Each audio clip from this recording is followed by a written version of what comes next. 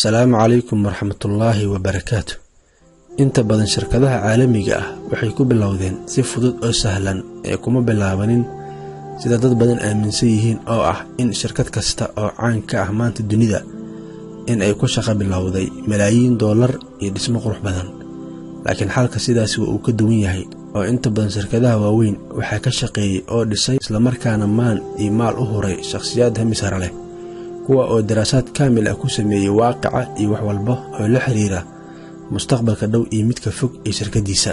waxa sidaas ay u sameeyeen ayaa ah in ay ka taxadiraan guuldarro iyo khasaaro isla markaana qaataan ama sameeyaan wax kasta oo ka ilaalin kara fashil dhan kalena ay ku gaari karaan hadafkooda. haddaba shirkadda Hewlett Packard ee ku caanbaxday magaca HP waxay ka soo bilaabatay meel hoos oo eber ah, haddana maanta waa shirkad caalami ah. haddaba sidee ku bilaabatay shirkaddaani aan inta badan isticmaalno aaladaha ay soo saarto? waxaa aasaasay shirkaddaani sanadkii 1939 laba tumaal oo lagu kala magacaabo William Hewlett iyo David Packard waxaynu ku abuureen shirkaddaani maanta dunida caan ka ah ee HP lacag gaaraysa $538. waxayna shirkadda magac ugu dhigeen labada magac ee ugu dambeeyay magacyadooda Hewlett iyo Packard waxaana loo soo gaabiyay HP. haddaba maxay ahaayeen labadani tumaal ee abuuray shirkaddaani maanta dunida caanka ka ah ee aaladaheeda inta badan aan isticmaalno? wuxuu ku dhashay David Packard magaalo yar oo ka tirsan wilaayada Colorado. inta uu dhiganayay iskuulka ayaa laga dareemay hami sare, wuxuuna ku fiicnaa culuumta handasada iyo xisaabta. markii uu ka qalin jibiyeyna wuxuu ku biiray jaamacadda Stanford asigoona bartay tumaalnimo. inta uu wax ka baranayay jaamacadda ayuu la kulmay saaxiibkiisa la aasaasay shirkadda HP.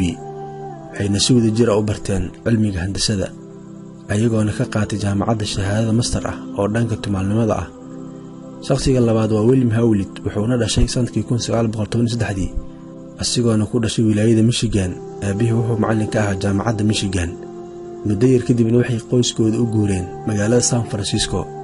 Hewlett ayaa ka mid noqday ardayda jaamacadda Stanford, waxayna gudaha jaamacadda isku barteen saaxiibkiisa la aasaasay shirkadda HP.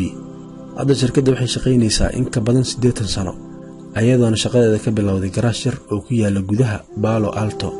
wax soo saarkii ugu horreeyay ee shirkadda wuxuu noqday audio oscillator modelkiisu yahay HP 200A, wuxuuna ahaa mid raqiis ah oo wax ku ool ah.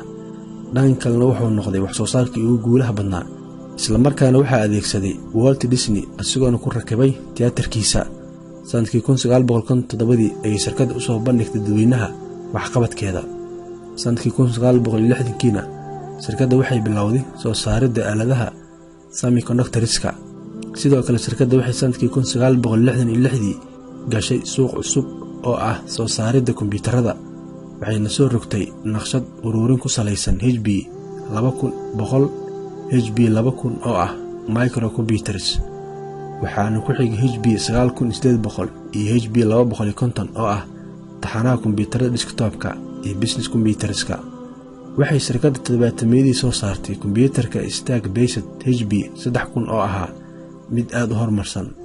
isla xilligaas shirkaddu waxay farsamaysay kombiyuutar smart ah oo loo yaqaan HP 2640.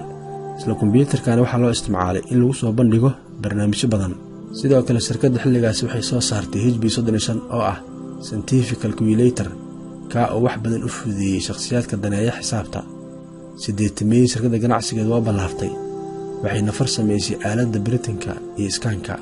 waxayna samaysatay shirkadda bishii Maarso sanadkii 1986 bog internet ah.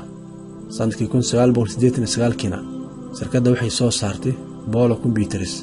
sidoo kale waxay sanadkii 1995 farsamaysay Confix Computers. bilowgii sanadkii 1998 shirkadda waxay noqotay shirkadda caalamka ugu soo saaritaanka badan kombiyuutarada desktopka iyo laptopyada. waxay kaloo shirkadda soo saartay agab badan oo la xiriira dhanka tiknoolajiyadda. goor dambe oo ku beegan sanadkii 2000 waxay shirkadda furtay bog internet ah oo macaamiisha ka dukaamaysato. sanadkii 2005 shirkadda waxaa ku dhacay khasaaro culus. sanadkii xigana shirkadda waxay soo bandhigtay badeecooyin cusub oo kala duwan oo isugu jira qalab iyo software ayadoona dhintay qiimaha lagu iibsado. sanadkii 2007 shirkadda waxay iibisay badeeco qiimaheedu gaaray $100 bilyan. sidoo kale waxay shirkadda sanadkii 2011 soo saartay HP Touchpad laakiin dhammaadka isla sanadkaasi shirkadda waxay ku dhawaaqday in ay soo saari doonin HP Touchpad iyo telefoonnada smartiga ah.